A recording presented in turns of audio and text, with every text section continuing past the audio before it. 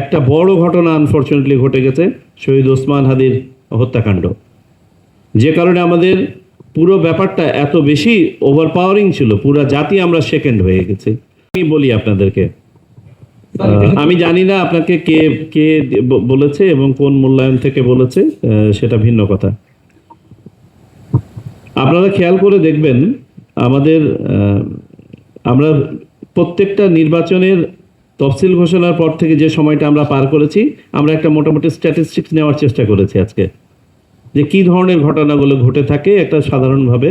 সেদিক থেকে আমরা বলবো যে একটা বড় ঘটনা আনফরচুনেটলি ঘটে গেছে, শহীদ ওসমান হাদির হত্যাকাণ্ড, যে কারণে আমাদের পুরো ব্যাপারটা এত বেশি ওভারপাওয়ারিং ছিল, পুরো জাতি আমরা সেকেন্ড হয়ে গেছি।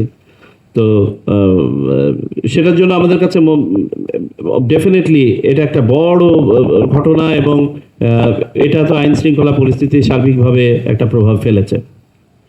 মাঠ পর্যায়ে যদি আপনারা দেখেন, জেলা উপজেলা পর্যায়ে জেনারেলি স্পিকিং, আমি আবারও রিপিট করি, এবারে আমরা খেয়াল করেছি যে আচরণবিধি প্রতিপালনের ক্ষেত্রে রাজনৈতিক দলগুলো জেনারেলি অতীতের চেয়ে বেশি সতর্ক, যেটা একটা ভালো লক্ষণ। দলের ভিতরে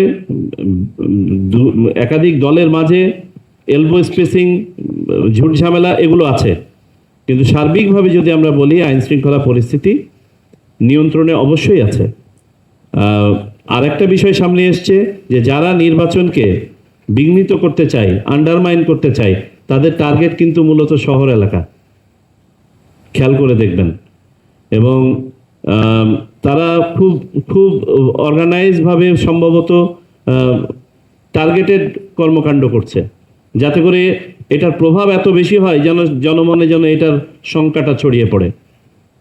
আমরা এগুলো সবই চিহ্নিত করেছি, জনমনে যাতে স্বস্তি ফেরত আসে, মানুষ যেন আশ্বস্ত হয়, রাজনৈতিক দলগুলো যথাযথভাবে যেন তাদের রাজনৈতিক কর্মকাণ্ড করতে পারেন, নির্বাচনী যে তফসিল আছে সেই অনুযায়ী সকল কাজ যেন নির্বিঘ্নে সম্পন্ন হতে পারে, সে ব্যাপারে আমরা নির্দেশনা দিয়েছি। তবে আপনাদেরকে এটা বলি যে চোরাগুপ্তা হামলা হচ্ছে যারা হেরে যায় তাদের একটা কৌশল,